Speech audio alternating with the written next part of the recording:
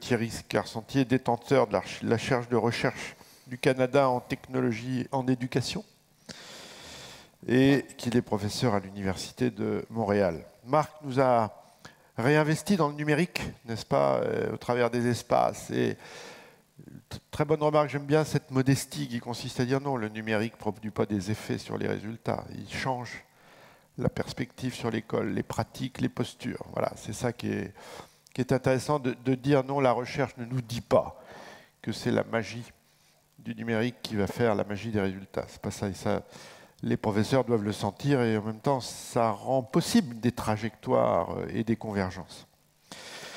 Alors, je ne sais pas si c'est de ça que vous allez traiter, Thierry, mais en tout cas, nous, on est très heureux de revenir au lien entre numérique et pédagogie laïque. Il y a une chose qui nous a frappé ces derniers temps sur la relation entre cet outil de connaissance, de partage, de société, de fabrication sociale aujourd'hui et l'autonomie du jugement. Vous avez remarqué ce qui s'est passé aux États-Unis dernièrement à propos des armes. Il se passe des choses tous les jours, hein, mais bon. Non, attends, c'était quand même pas rien.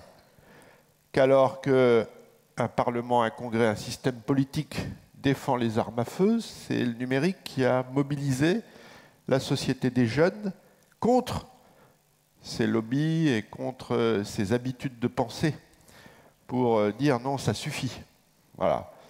Ma question, c'est est-ce que l'école, elle, dans ses processus, en utilisant cet outil du numérique, peut être capable aussi de réinvestir son autorité morale et dans l'éducation des comportements?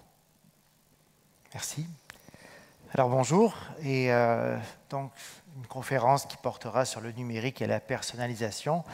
J'essaierai de répondre à certaines de vos questions. Ce qui est certain, c'est l'événement qui est arrivé aux États-Unis. Les jeunes n'ont pas attendu que l'école intègre le numérique pour s'en servir, pour faire valoir leur cause.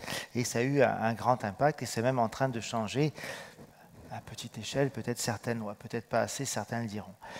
Je voulais prendre quelques secondes pour remercier l'organisation. Donc, j'ai souvent la chance de participer à différents congrès, colloques, et je dois dire qu'à chaque fois ici, l'organisation est tout à fait exceptionnelle du début à la fin.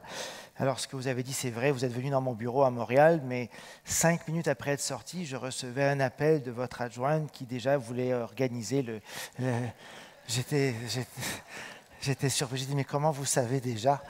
Alors, je pense qu'elle savait même avant qu'il rentre dans mon bureau, mais bon. Mais une organisation tout à fait exceptionnelle. Cela dit, je remercie Marc pour sa présentation, et vous allez voir, la recherche, parfois, c'est beaucoup plus nuancé que ça. On parle beaucoup des fake news aux États-Unis, puis avec la recherche, des fois, on voit beaucoup de fake news, et j'ai pris le temps de rajouter quelques éléments. C'est l'avantage d'intervenir en deuxième. Donc, le numérique pour personnaliser les apprentissages, on pourrait se demander ou se poser la question, pourquoi? Pourquoi personnaliser les apprentissages? À quoi ça sert? Ben, une des premières raisons, ou une des raisons les plus importantes, c'est que ça permet aussi beaucoup d'engager les apprenants. Il y a des contextes où il y a des écoles où il n'y a pas de numérique. Il y a des contextes où des écoles où il y a le numérique qui est présent. Et il y a plusieurs enquêtes, vous l'avez dit, qui ont montré que le numérique, juste comme ça, n'a pas d'impact sur la réussite, ce n'est pas magique. Et donc, il faut faire quelque chose avec ça. L'idée de personnaliser, c'est de favoriser l'engagement de tous les apprenants. Et ça, c'est important aussi. Juste le numérique uniquement, on ne va pas nécessairement engager les apprenants. Pourquoi engager les apprenants? Ou comment les engager? Cela va participer à vaincre un nouveau fléau qui est encore nouveau et qui n'existe pas dans les écoles où il n'y a pas de numérique. C'est un fléau qu'on appelle beaucoup dans des recherches récentes en Amérique du Nord la passivité numérique. Ce sont toutes ces écoles équipées de tableaux blancs interactifs, de tablettes, d'ordinateurs portables, et où les apprenants soit ne les utilisent pas, soit font autre chose avec ces outils-là. On est sur les réseaux sociaux, on fait autre chose. Et donc, il faut y penser aussi pour ne pas rater le virage numérique. Et je vais reparler à quelques reprises de la question de la passivité, parce que c'est important. Prendre le virage numérique et ne pas se soucier des conséquences négatives qui pourraient arriver si on prend le virage numérique, il faut y penser. Et vous allez voir, la question n'est pas nécessairement très simple. contexte très sommaire de la présentation. Bon, je suis professeur à l'Université de Montréal, je forme de futurs enseignants, ce que vous appelez en France les ESPE. Et dans mon enseignement, j'étais prof au lycée avant, ça fait plus de 30 ans que j'utilise le numérique et je ne ferai pas un historique, mais j'ai commencé à une époque où les ordinateurs coûtaient le prix d'une voiture et le gouvernement du Québec prêtait à l'époque aux jeunes enseignants, sur 17 ans, le gouvernement nous faisait un prêt pour nous acheter un ordinateur. Alors, quand on paye une machine 17 ans, on peut la garder en souvenir. Mais parallèlement à cet usage dans mon enseignement, j'ai fait plusieurs projets de recherche sur le numérique et c'est ce dont je vais vous parler aujourd'hui. Dans ces projets de recherche, qui sont menés avec mon équipe, c'est jamais seul qu'on mène des projets de recherche dans des contextes très différents. On s'est soucié beaucoup des élèves qui ont des besoins particuliers. On a eu la chance de faire des projets de recherche. On en a un très intéressant en Afrique encore, dont je vous parlerai tout à l'heure, où est-ce qu'on utilise l'intelligence artificielle en éducation. Au lieu de se faire imposer l'intelligence artificielle par ses grands, on a tenté de la mettre au profit de la formation des enseignants en Afrique, et je dirai quelques mots. Donc, on a mené des projets de recherche un peu partout en Asie, en Amérique du Sud, auprès des étudiants universitaires. On fait aussi beaucoup d'observations de classe. Chaque année, avec mon équipe, on est 40 jours dans des classes à observer les bons usages du numérique. Pourquoi? Justement pour comprendre qu'est-ce qui fonctionne bien quand on intègre le numérique. Alors, Marc l'a dit un peu plus tôt, les enquêtes traditionnelles ne se prêtent pas toujours. On intègre le numérique, on a des outils d'évaluation qui sont traditionnels, où on ne tient pas compte des compétences développées par le numérique, et on est surpris que les impacts soient faibles. Donc, ce que je présente, ça découle un peu de ces enquêtes de recherche qu'on a menées. Dans ces recherches, il y a 4 constats qui reviennent régulièrement, et depuis plusieurs années. 4 constats. Le premier, et le mot qui est en orange est important, le numérique peut participer à la réussite éducative de tous les apprenants. Et ça, c'est quelque chose d'important. Le numérique peut participer, oui. Et pour les sceptiques, je vous montrerai aussi quelques captures d'écran à l'appui. Ça peut participer. Ça dépend de l'usage qu'on en fait. Le numérique peut participer à la personnalisation des apprentissages. Avec le numérique, il y a énormément de choses qui sont faciles à faire pour personnaliser ces apprentissages. Avec le numérique, ce qu'il faut retenir de ces enquêtes qui sont parfois contradictoires, c'est que ce n'est pas le numérique qui est important, ce sont les usages. Et les usages, c'est ce qui fera la différence en bout de ligne. C'est ce que l'on va faire avec le numérique comme enseignant, c'est ce que les apprenants vont faire avec le numérique qui fera réellement la différence. Et plus récemment, ce que les enquêtes montrent, c'est que un des grands défis actuels, c'est la passivité numérique des apprenants. Ces apprenants qui sont équipés, et c'est un des constats notamment du rapport de l'OCDE de 2015 qui est sorti en septembre, qui s'appelait « Connecter pour apprendre », où est-ce que si on lisait très sommairement le rapport, on pouvait lire qu'il n'y a aucun lien entre l'investissement technologique et la réussite éducative. Mais en creusant un peu, on se rendait compte que les pays qui investissaient dans la formation des maîtres en même temps, et voire même qui poussaient plus loin et qui responsabilisaient les jeunes dans leur usage du numérique, là, on voyait vraiment un impact sur la réussite. Donc, 4e constat, la passivité numérique en éducation des apprenants, c'est quelque chose dont il faut se soucier particulièrement avant de faire des investissements. Donc, cette 3e section n'était pas dans ma présentation au début, je l'ai fait quand même pour juste venir complémenter peut-être la première présentation. Certains mythes à déboulonner. Et c'est une première parenthèse, parce que j'en ai une seconde, sur la question de l'intelligence artificielle en éducation. La question du numérique fait encore beaucoup parler. On se demande si oui ou non l'école devrait intégrer le numérique ou pas. C'est normal que les innovations en éducation fassent parler. Est-ce que c'est normal que ça prenne autant de temps? Ça, c'est autre chose. À travers, il y en a qui disent que la salle n'a pas changé depuis 2000 ans. Les innovations ont toujours fait peur. Socrate était contre l'écriture. Il disait que l'écriture sans la parole est orpheline. Heureusement que quelqu'un d'autre, un de ses disciples, par exemple, a écrit justement pour nous permettre de savoir ce qu'il avait dit. Si je reviens à l'impact du numérique, beaucoup de personnes qui disent que le numérique n'a pas d'impact vont se baser sur des recherches d'un chercheur de Nouvelle-Zélande qui s'appelle John Hattie, C'est quelqu'un d'exceptionnel, d'une grande rigueur, même si il est critiqué parfois pour ce qu'il a fait comme travail, mais il a le mérite quand même d'avoir fait d'abord ce travail. Il a écrit un ouvrage qui s'appelle Visible Learning, et ce que ça dit très rapidement, il n'est jamais allé dans des salles de classe, il le dit lui-même, il n'a jamais fait de recherche. Il fait des synthèses de recherche qui ont été faites par d'autres. Alors il le dit très clairement, il est très transparent à ce niveau-là. Et dans son livre, il y a plusieurs éditions plus récentes, il a un site en ligne aussi où il met à jour ses résultats. Il explique quels sont les facteurs qui ont le plus d'impact sur la réussite. L'enseignant, c'est un des premiers facteurs qui a un impact sur la réussite. Et si on regarde selon le niveau primaire, secondaire, l'enseignant, le feedback, il y a d'autres facteurs autour de ça. Les devoirs scolaires pour le secondaire, pas pour le primaire, etc. Dans son livre, il parle de l'impact du numérique. Le numérique arrive très très loin pour lui dans la liste des facteurs importants qui ont un impact sur la réussite. Le numérique arrive selon ses recensions en 60e, en 50e position, en 40e position. Et on pourrait tenter de se dire pourquoi intégrer le numérique si ça arrive si loin. D'abord, ce qu'il dit, il ne dit pas que ça a un impact négatif, il dit que ça a un impact positif sur l'apprentissage. Alors dans toutes les études qu'il a comparées, il dit que ça a un impact positif. Ce qu'il a fait, dans les recensions qu'il a faites, la moitié des études recensées ont été réalisées, publiées avant les années 2000. Certaines avant 1980. Alors, on est allé chercher les 144 études qu'il a répertoriées dans son livre.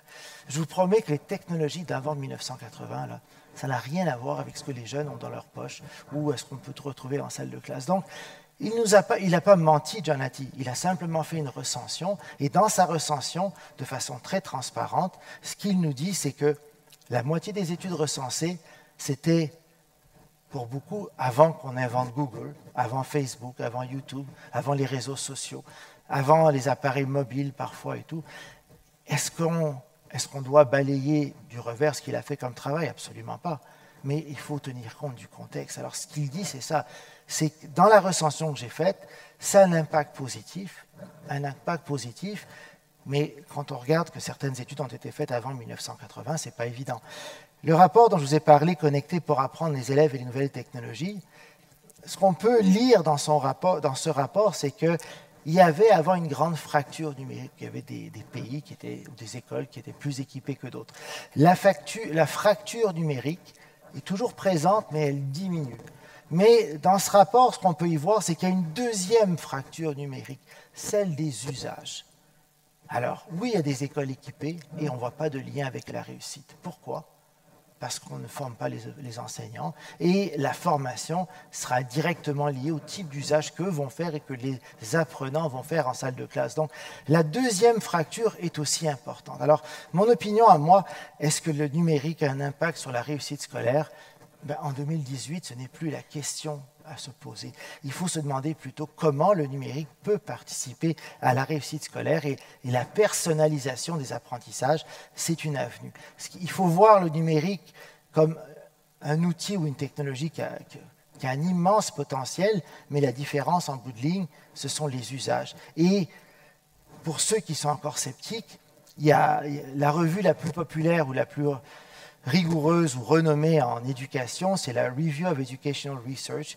Et ce que cette revue-là montre, dans les études très récentes publiées, j'ai mis une capture d'écran pour être certain que vous voyez bien, c'est ce qui favorise le plus l'apprentissage avec le numérique, ce sont des contextes où chaque apprenant a son propre appareil pour apprendre.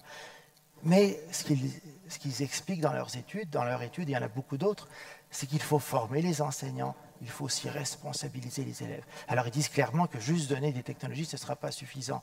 Mais quand on forme et quand on responsabilise les élèves, les contextes où est-ce qu'on apprend le plus, c'est quoi? Ce sont des contextes où chaque apprenant possède son propre appareil. Pas un appareil qui partage avec d'autres, où est-ce qu'on possède son propre appareil, parce que, bon, je ne rentrerai pas dans les détails de l'étude, mais vous avez la capture d'écran, ça vous intéresse, c'est disponible en ligne, ou en tout cas, une synthèse est disponible en ligne. Un dernier point, pour clore cette idée de l'impact du numérique, Plusieurs voient l'intégration des technologies dans les établissements scolaires comme un virage à 180 degrés où est-ce qu'on devrait éliminer papier, crayon, et puis presque arrêter de parler. L'idée du virage numérique ou d'intégrer le numérique de façon judicieuse pour avoir un impact sur la réussite, ce n'est pas arrêter de parler ou ne plus utiliser le papier. Il faut trouver un équilibre dans tout ça. Mais ce qui est certain, c'est qu'actuellement, il y a un déséquilibre. Alors, ce que Michael Fullan dit, par exemple, c'est que oui, ce qu'on observe, c'est que le numérique est très peu présent. Peut-être dans certains pays, peut-être dans certaines classes, peut-être dans certains contextes, mais globalement, le numérique est trop peu présent.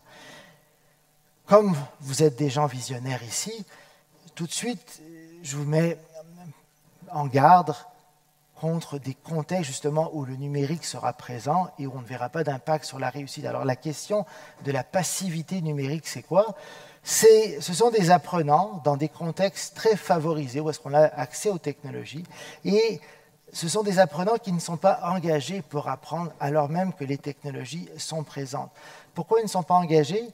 Pour diverses raisons. Mais la passivité s'est observée dans divers contextes scolaires où des apprenants équipés de diverses technologies qui ne les utilisent pas ou qui ne les utilisent pas beaucoup et qui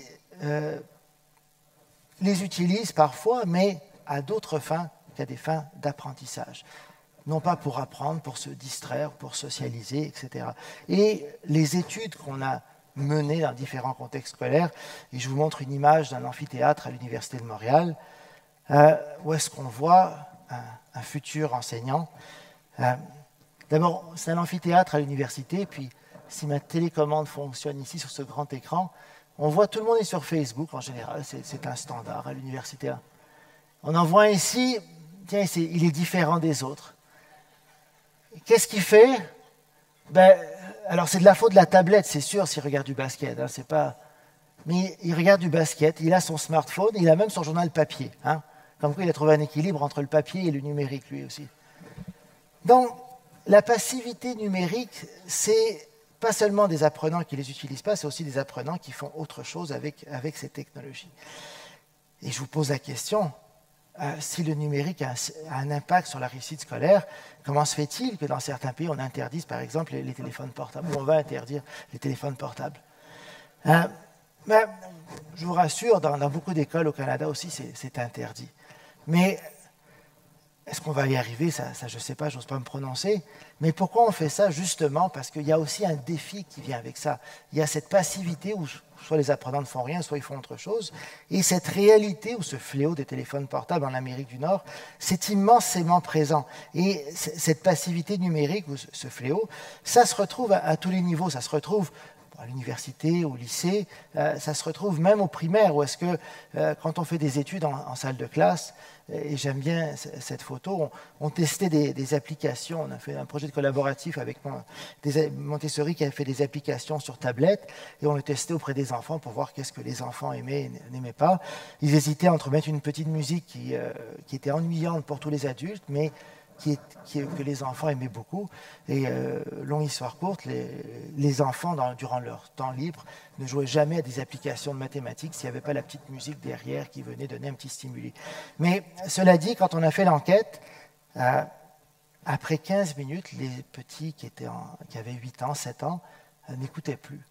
Et l'institutrice qui disait, oui, il faut leur demander de mettre la main derrière la tête quand on parle. Bon, j'essaye.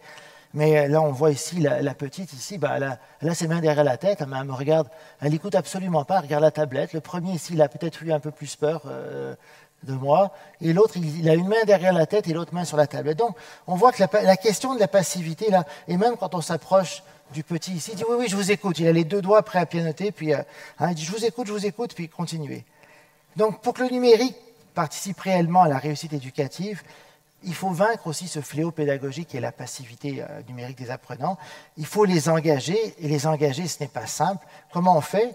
Personnaliser, encore une fois, c'est une option particulièrement intéressante parce que la personnalisation donne un sentiment de contrôle, donne un sentiment de compétence aux apprenants et pourrait leur permettre d'être plus engagés. Dernière parenthèse avant de vous présenter 21 stratégies pour personnaliser les apprentissages. On parle beaucoup d'intégration du numérique et on se demande des fois par où commencer quand on est enseignant. Il y a plusieurs modèles, qui présentent des niveaux d'intégration. Il y a le modèle SAMR, S-A-M-R, qui est très populaire en Amérique du Nord. Et donc, on se soucie des niveaux d'intégration. On nous dit qu'il ne faut pas rester au niveau substitution, qu'il faut progresser, qu'il faut redéfinir, transformer les environnements d'apprentissage. Donc, on parle beaucoup de pédagogie. On cherche à innover, et c'est très bien, mais on oublie parfois les élèves dans tout ça. On oublie parfois que l'importance qui devrait être au cœur de tout ça, et c'est un peu la thématique ici, ce sont les apprenants aussi. Donc, dans tous ces modèles, un des grands défauts pour moi, c'est qu'on ne parle pas des apprenants, on parle du prof. Qu'est-ce qu'il doit faire? Et donc, le prof a un rôle central. On ne parle pas assez des apprenants. Et donc, on oublie parfois l'idée de personnaliser les apprentissages avec le numérique. Pourquoi? Pour engager les apprenants. Et c'est ce qui est particulièrement important. Juste avant de vous présenter ces 21 pistes pédagogiques pour personnaliser les apprentissages, je pense nécessaire de profiter de ce moment pour parler de l'intégration du numérique, de quelque chose qui est particulièrement important de nos jours. On vit des défis importants. Et actuellement, en Amérique du Nord, on parle beaucoup de Cambridge Analytica.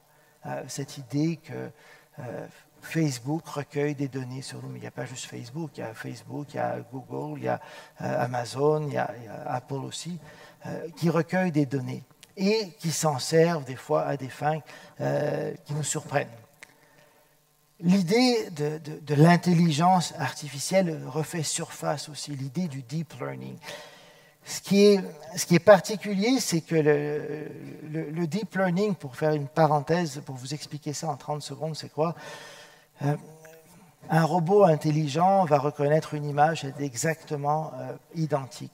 L'idée du deep learning pour amener un ordinateur à reconnaître, si on dit par exemple un panda, au lieu de lui montrer une simple photo de panda et dès que le panda est dans une position différente, il ne reconnaît plus le panda, avec le deep learning, avec les couches de neurones informatiques, il arrive, on lui envoie 2 millions, 3 millions d'images de pandas dans différents contextes, dans différentes luminosités, dans différentes positions. Et ensuite de ça, l'appareil sera en mesure de reconnaître un panda, peu importe la situation. Et c'est un peu le principe du deep learning, c'est où est-ce qu'on en est actuellement dans l'intelligence artificielle. Et donc avec ça, par exemple, pour les voitures intelligentes, on a tellement donné de données sur ce qui se passe dans les routes qu'on dit techniquement que les voitures intelligentes arrivent à conduire. Pourquoi? Parce qu'elles ont tellement eu d'expérience à l'intérieur, donc elles savent quoi faire. Il y en a qui sont contre les voitures programmables, et puis pour différentes raisons. Mais ce qui est surprenant de voir, c'est qu'il y a eu, depuis l'avènement des voitures intelligentes, 2 accidents donc, qui ont été largement médiatisés. On ne parle jamais des milliers ou des millions d'accidents qui ont eu lieu avec d'autres personnes qui n'ont pas conduit. Je ne dis pas du tout que je suis pour ça, mais c'est un peu ce qui est derrière l'idée du deep learning. Ce qui me soucie beaucoup avec le deep learning, et je trouve que les francophones, on devrait vraiment faire un travail sur ça, c'est que c'est contrôlé, l'intelligence artificielle en éducation surtout, c'est contrôlé par ce qu'on appelle en Amérique du Nord le GAFA, donc 4 grandes entreprises qui sont aux États-Unis, et 4 entreprises, ce qu'on appelle le BATX, en Chine. Et il n'y a rien entre les deux. Et je me dis, éduquer les jeunes à l'intelligence artificielle, les sensibiliser à ça, je pense que c'est quelque chose de nécessaire pour être certain que ces entreprises n'utilisent pas toutes ces données recueillies à d'autres fins. Et donc, il faut repenser l'éducation un peu. Il faut orienter et former les nouvelles générations pour qu'elles comprennent l'intelligence artificielle de demain. Pas la simple automatisation. Il faut vraiment comprendre comment ça fonctionne. Il faut leur montrer, il faut leur expliquer. Et il faut se servir de l'intelligence artificielle, pourquoi pas, pour favoriser la réussite scolaire. L'idée de ramasser plusieurs données, ce qu'on arrive à faire à très petite échelle en Afrique, dans le projet qu'on a, on forme 20 000 enseignants en ligne avec leur smartphone parce que c'est la seule technologie qui est accessible en tout temps pour eux, peu importe où est-ce qu'ils se trouvent, et on regarde comment les former, mais ce qu'on a mis en place comme système intelligent nous permet de faire des interventions ciblées dès que le système détecte que l'enseignant il décroche un peu de la formation ou qu'il a un besoin particulier, donc il y a des actions qui sont prises. Et donc l'idée, ce qu'il faut selon moi, c'est montrer aux jeunes comment se servir de l'intelligence artificielle pour la réussite scolaire, pour diminuer les inégalités sociales. Et le numérique doit donc impérativement faire partie du cursus scolaire pour qu'on puisse initier les jeunes à la question de l'intelligence artificielle. L'idée, ce n'est pas du tout d'en faire des ingénieurs ou des programmeurs, mais je pense qu'on est à un stade où il est nécessaire que tous les élèves comprennent les bases de l'intelligence artificielle, comprennent les bases des dérives de Cambridge Analytica pour ne pas que ça se reproduise, pour qu'ils puissent consciemment manifester ou prendre position, ou se protéger, ou peu importe. Je clôt la deuxième parenthèse et j'ai préparé dans les exactement 21 minutes qui me restent 21 pistes pédagogiques pour une personnalisation des apprentissages. Alors j'ai appelé ça des pistes. L'erreur, ce serait de toutes les prendre en même temps, ça ne fonctionnerait pas. Ce sont des pistes qui viennent des recherches qu'on a menées, qui viennent de recherches qui ont été menées par d'autres. Ce ne sont absolument pas des vérités absolues, mais ce sont des balises qui peuvent aider les enseignants qui cherchent justement à personnaliser les apprentissages. Elles ne sont pas diffusées encore, elles le seront après la présentation, quelques minutes après. J'ai ça ici qui est prêt. Donc c'est fondé sur plusieurs recherches. Ce qu'on retrouve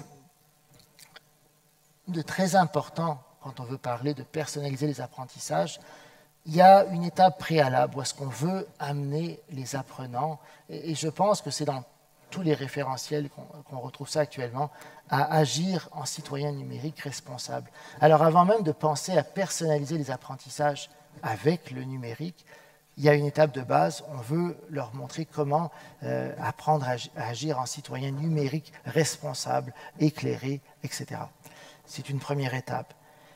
Deuxième chose, et là on prend pour acquis, et là je vais peut-être vous surprendre, il y a énormément de recherches qui montrent que les enseignants, on va parler de l'Amérique du Nord simplement, sont convaincus que les élèves sont très très forts avec le numérique. Et que pour eux, là, on leur donne une tablette, un ordinateur, ils vont se mettre à apprendre.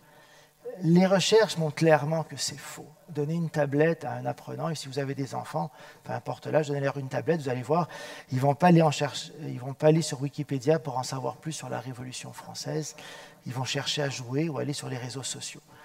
Moi, je sais que j'avais des neveux qui sont venus à la maison, m'emprunter ma tablette. Là, j'avais Snapchat et plein d'autres trucs installés rapidement tout de suite. Et donc, c'est ce qu'on cherche à faire. Il faut montrer aux jeunes à agir en citoyen numérique responsable. Il faut leur montrer à apprendre avec le numérique. Le numérique, c'est ce que les jeunes ont comme vision du numérique trop souvent. C'est un outil pour socialiser, c'est un outil pour se distraire, pour jouer. Mais est-ce que c'est un outil d'apprentissage? Ce n'est pas vraiment inculqué chez eux. Donc, apprendre diverses disciplines scolaires avec le numérique, voire même utiliser le numérique pour répondre à ses besoins particuliers d'apprentissage, qui est une nouvelle mode aussi, encore une fois, dans plusieurs recherches. L'idée d'apprendre diverses disciplines scolaires, mais l'idée d'utiliser le numérique pour répondre à ses besoins particuliers d'apprenants. On a du mal à s'organiser, on a du mal en français, en mathématiques, et donc il y a plein d'outils numériques qui peuvent venir nous aider à répondre à nos besoins particuliers.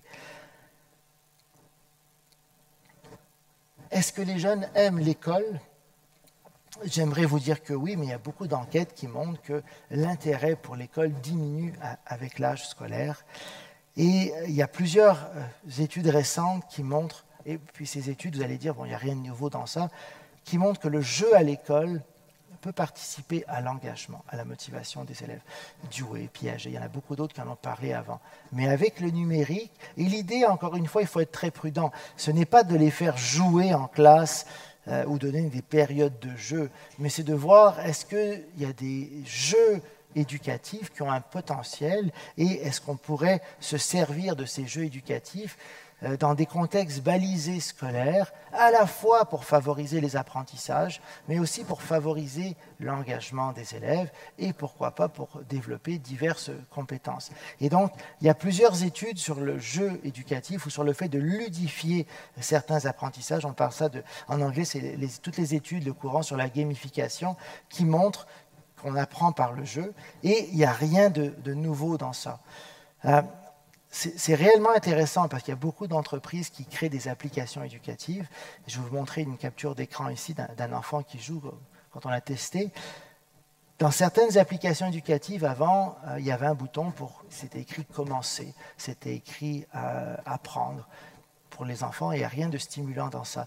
Là, quand on voit ici l'application, on voit très bien que c'est une application pour apprendre les mathématiques. Qu'est-ce qu'on voit ici? Bon, tu choisis ton niveau, les types de problèmes que tu veux résoudre en mathématiques. Qu'est-ce qui est écrit en bas? Jouer. Alors, l'idée, c'est qu'on essaie de transformer beaucoup d'applications en jeu. Et faire apprendre par le jeu, encore une fois, c'est rien de nouveau. Ça permet de personnaliser. Pourquoi? Parce que beaucoup de ces jeux ont des niveaux. Il y a un jeu très populaire en Amérique du Nord, je suis certain qu'il n'y a personne qui le connaît en France. C'est le jeu le plus populaire chez les enseignants. Ça s'appelle Candy Crush. Ça permet de décompresser, on suppose. Je ne sais pas si ça a traversé l'Atlantique encore. Ce que ce jeu a de populaire, pourquoi? C'est parce que toute l'industrie du jeu vidéo, comment ils séduisent tant de gens? C'est qu'ils personnalisent un peu l'expérience. Tu es toujours au niveau où tu te sens compétent, et là tu te sens stimulé pour aller au prochain niveau, pour faire le prochain tableau, pour faire ci. Et Candy Crush, c'est comme ça qu'ils ont eu un réel succès. Ils sont presque à 3000 niveaux. Et chaque fois, tu te sens presque en mesure de faire le prochain, donc ça te pousse. Et c'est une façon de personnaliser les apprentissages. Une nouvelle tendance qui est réellement intéressante aussi, c'est explorer l'usage de la réalité virtuelle ou la réalité augmentée en éducation.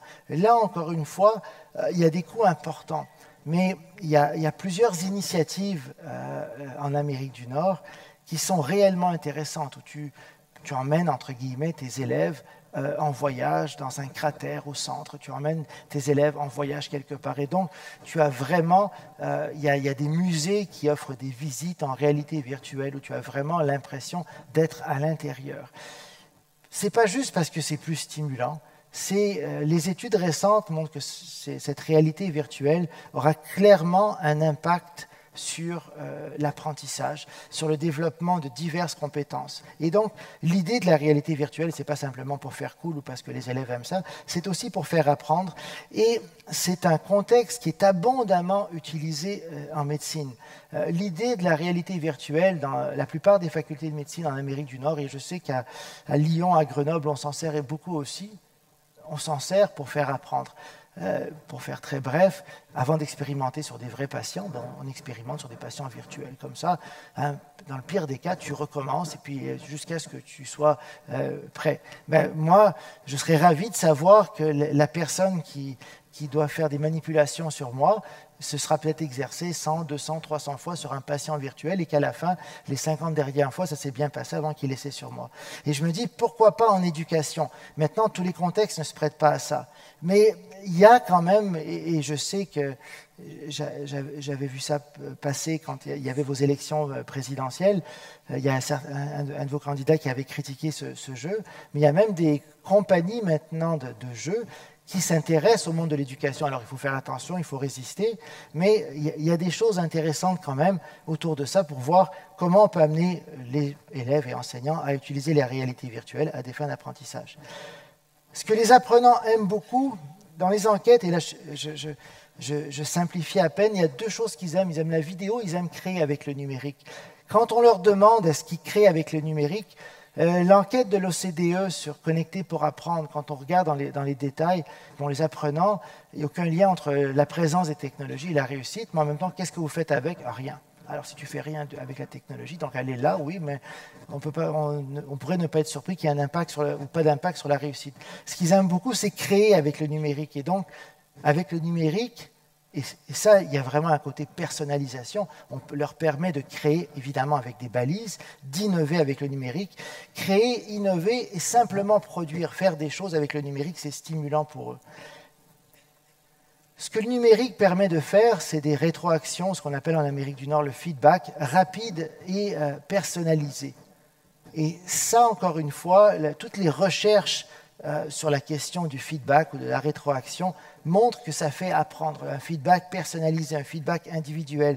Et cet impact du feedback, ça peut être décuplé avec le numérique. Les types de feedback, la fréquence du feedback, la source du feedback, est-ce que c'est l'enseignant ou est-ce que ce sont les élèves? Il y a tout un courant de recherche en Amérique du Nord actuellement sur l'écriture collaborative. On écrit à plusieurs, c'est pas nouveau, on écrit à plusieurs en temps réel, on donne des feedbacks en temps réel, l'enseignante est dans la même production écrite en temps réel qui donne des feedbacks aux élèves. Et donc, tout ça, qu'est-ce que ça fait? Ça amène les élèves à réfléchir sur leur processus d'écriture, à se poser des questions et bien écrire en bout de ligne, c'est quoi? C'est un peu ça. Donc, toute cette idée du feedback personnalisé et rapide participe à la réussite éducative et c'est une avenue très intéressante pour la personnalisation des apprentissages en lien avec le numérique. La collaboration entre tous les apprenants, c'est important. Et l'idée du numérique, ça permet de favoriser cette collaboration-là. C'est une des compétences du XXIe siècle qu'on retrouve dans plusieurs référentiels de compétences. Il faut développer les compétences numériques des apprenants. Il ne faut pas prendre pour acquis que les apprenants ils sont nécessairement très compétents avec le numérique. Beaucoup d'écoles mettent l'apprentissage, la programmation du code obligatoire. Il y a beaucoup d'autres choses. J'ai parlé de l'intelligence artificielle, mais développer ces compétences numériques dans trop de pays, ça arrive trop tard. Et il faut commencer dès le plus jeune âge. Il y a énormément d'expériences en Europe et ailleurs aussi qui montrent par exemple que l'apprentissage de la programmation chez les tout-petits, chez les 4-5 ans, c'est très possible. Et on ne développe pas juste des compétences au niveau de la programmation ou de la pensée computationnelle, on développe des compétences en résolution de problèmes et dans une foule d'autres domaines. On a parlé beaucoup en Amérique du Nord de Cambridge Analytica. Il faut développer la compétence ou les compétences informationnelles des apprenants. Et ça, c'est quelque chose d'extrêmement important. Les compétences informationnelles, dans un contexte où il y a 6 milliards de recherches par jour sur Google, il faut développer les compétences informationnelles de tous les apprenants. Et ça commence, encore une fois, à un très jeune âge. Il y a plein de guides qui existent sur Internet pour savoir comment faire. Et là, encore une fois, la recherche d'informations, c'est une activité stimulante pour les jeunes et c'est quelque chose qui doit être enseigné à l'école. La vidéo est une des choses qu'ils aiment le plus faire avec le numérique, les apprenants, primaire, collège, lycée. Mais on est dans un stade où est-ce qu'il faut dépasser le simple usage de la vidéo. Oui, pour ceux qui ne savaient pas, YouTube est le 3e site le plus visité sur Terre. La vidéo, c'est vrai que les recherches montrent que c'est une des activités les plus appréciées par les apprenants.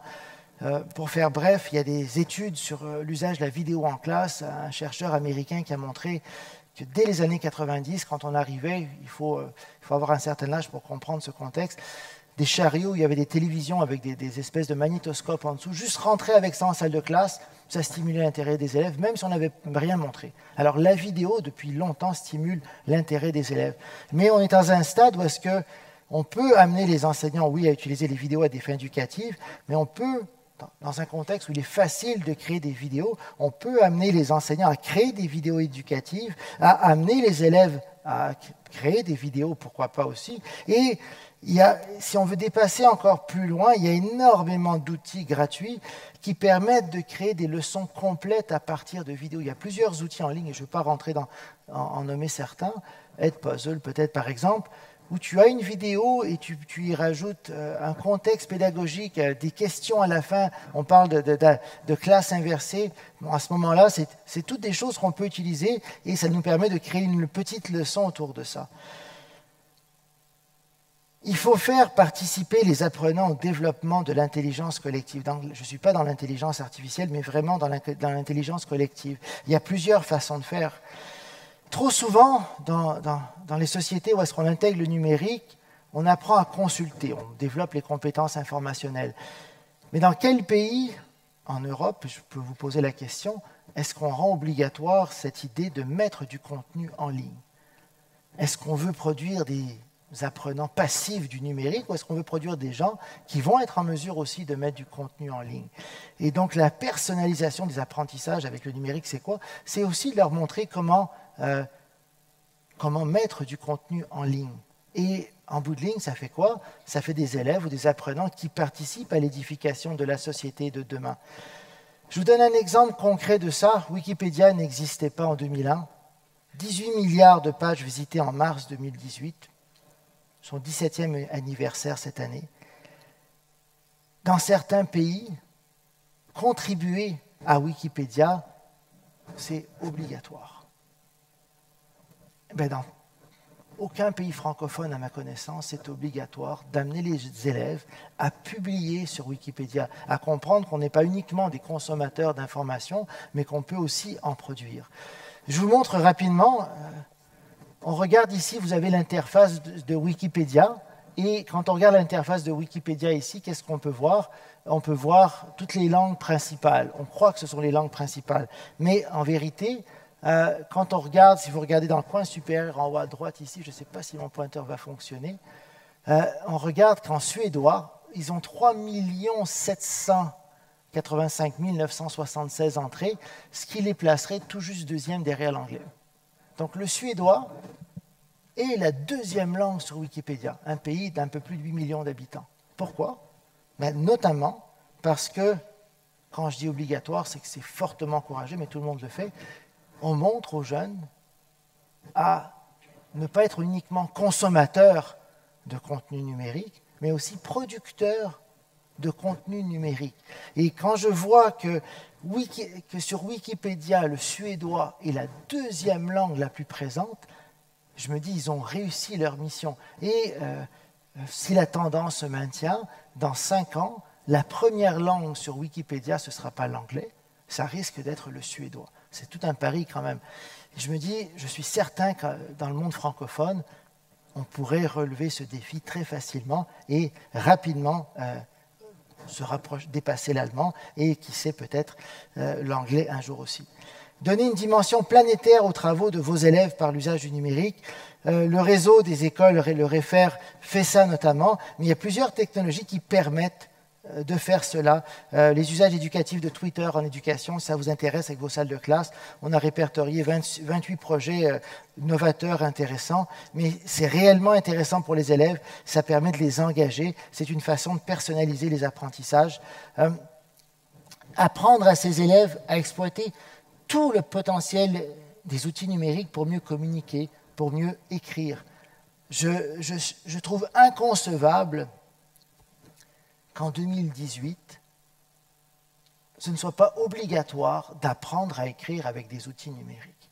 Et pour moi, on devrait, en 2018, rendre obligatoire l'apprentissage de l'écriture. Oui, papier-crayon, on le fait déjà de toute façon, mais de montrer à utiliser divers outils numériques, que ce soit des outils gratuits en ligne, Bon Patron ou peu importe, que ce soit d'autres types d'outils. Il faut savoir utiliser, il faut l'apprendre à l'école. Et là, encore une fois, c'est une façon de personnaliser parce que le feedback qui est donné par ces outils numériques, ce n'est pas contraire, c'est complémentaire à ce que l'enseignant peut faire en salle de classe. Et l'idée d'apprendre à utiliser les outils numériques, encore une fois, il faut trouver un juste équilibre, mais l'équilibre actuellement n'est pas du côté du numérique pour l'écriture en salle de classe, du moins. Développer l'esprit critique des élèves, et j'ai bien aimé pouvoir suivre certaines de vos conférences à distance. Il y avait un de vos présentateurs qui parlait de Descartes justement pour douter de façon organisée. Développer l'esprit critique des élèves, c'est important. Et on parle beaucoup de fake news. Et là, il y a eu immensément de dérives, entre en Amérique du Nord, où est-ce que tout devenait des fake news à ce moment-là. Il faut faire attention parce que chez nous, c'est la stratégie argumentaire numéro 1 de notre voisin du Sud, je ne vais pas le nommer, mais l'idée de développer l'esprit critique, ce n'est pas croire que tout est faux, et ce n'est pas douter n'importe comment non plus, mais c'est une compétence importante qui doit être apprise à l'école. Et encore une fois, douter, oui, mais douter de façon organisée, et ne pas douter n'importe comment pour ne pas tomber dans d'autres dérives qu'on peut voir ailleurs. Personnaliser les apprentissages avec le numérique, c'est proposer des tâches individuelles et signifiantes qui soient liées aux matières scolaires. Oui, au début, on personnalise un peu et éventuellement, on peut étendre un peu l'éventail de ce qui est personnalisé ou de ce qui est proposé aux élèves. Faire confiance au potentiel individuel de tous les apprenants. Il y a plusieurs projets en France où on amène les enfants du primaire à programmer un robot humanoïde. On fait la même chose en Amérique du Nord. Avant, ces petits robots humanoïdes, c'était réservé uniquement pour le monde universitaire. Donc là, on voit qu'on développe des compétences à un tout jeune âge. Dans les dernières tendances, on voit qu'on utilise le numérique pour sa vie professionnelle actuelle ou future. On amène les jeunes à regarder qu'est-ce qui pourrait les intéresser plus tard, à orienter leur choix professionnel quand il y en a à faire avec les outils numériques. Et c'est quelque chose qui s'apprend à l'école. Et il y a plusieurs pays, la Finlande et d'autres pays, où dans leur curriculum, on utilise le numérique pour amener le jeune à orienter sa vie professionnelle actuelle ou future.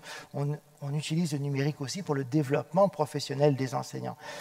Proposer des problèmes à résoudre et des défis personnalisés à la portée de tous les apprenants, c'est un usage du numérique qui favorise l'engagement, qui est particulièrement intéressant pour les apprenants aussi. Dans un contexte, et là je ne dis pas ça pour la France, mais je sais que vous avez un réseau d'écoles à travers le monde, dans un contexte où il y a un manque de ressources, peut-être tirer profit, quand cela est permis, des technologies que les apprenants, encore une fois, tirer profit à des fins éducatives. Et le téléphone intelligent est un outil omniprésent à la fin du secondaire, et donc il y a beaucoup d'écoles qui en font des usages innovants qui sont particulièrement intéressants. J'ai fait une parenthèse sur l'intelligence artificielle tout à l'heure. Je pense que nous sommes à un tournant majeur où il est important de sensibiliser les jeunes à l'usage de l'intelligence artificielle en éducation, qui connaissent les bases de l'intelligence artificielle, afin qu'éventuellement, peut-être, qu'il y ait des entreprises francophones qui puissent s'en servir. Et quelques mots sur le projet qu'on réalise en Afrique. C'est un projet qui a été nommé UTIFEN, Usage et technologies pour la formation des enseignants au Niger. Le Niger, c'est un pays où il y a un manque d'enseignants dans des salles de classe, et en plus de ça, il y a près de 80% des enseignants qui sont en classe qui ne sont pas formés. Donc une double problématique. On ne veut pas retirer les enseignants pour les former, parce que déjà qu'il y a un manque d'enseignants. Et donc on a fait des modules de formation avec des courtes vidéos, et sans entrer dans tous les détails, on fait un usage modeste de l'intelligence artificielle, où est-ce que les apprenants, quand ils se connectent, ils ont un parcours d'apprentissage, ils ont des tests d'évaluation, et selon ces tests-là, leur parcours est personnalisé. Mais en plus de ça, il y a des messages SMS qui sont envoyés et qui sont personnalisés pour chacun des apprenants, selon où est-ce qu'ils en sont. Et la plateforme qui a été développée avec les algorithmes, on arrive à détecter les apprenants qui ont été absents trop longtemps, les apprenants qui ont eu des difficultés particulières, et donc on tente, avec les données qu'on arrive à recueillir aussi, donc la plateforme s'améliore de jour en jour, de les amener justement à suivre ces modules de formation à distance. Alors vous allez dire, bon, faire une formation des maîtres sur un smartphone, ce n'est pas idéal, c'est tout à fait vrai, mais c'est ça ou c'est rien du tout pour le Niger. Donc c'est un compromis, c'est un pis-aller dans un contexte où les enseignants ne sont pas formés. Et ce qui est intéressant, c'est qu'on a réussi à tourner des vidéos en salle de classe au Niger pour venir complémenter certains des modules réalisés. Enfin, et même si cela peut paraître paradoxal, quand on fait des expériences avec le numérique, c'est important de garder des traces. Pourquoi? Parce qu'il faut documenter ces expériences afin de comprendre dans quelle mesure ces expériences ont eu des impacts positifs, qu'est-ce qui a été positif, qu'est-ce qui a été négatif, et c'est jamais noir et blanc. Donc, documenter ou garder des traces à la fois du processus d'apprentissage, mais des réalisations des apprenants, par exemple. Pour terminer, ce n'est pas le numérique seul qui peut engager les élèves. Et c'est ce que les recherches parfois montrent. Ce sont les usages qui en sont faits, ce sont les usages personnalisés qui en sont faits, ce sont les usages réfléchis que l'on en fait, ce sont les usages réfléchis que l'on amène les apprenants à en faire. Alors voilà, je vous remercie et je vais diffuser dans quelques minutes sur Twitter la liste des 21 pistes pédagogiques. Merci beaucoup.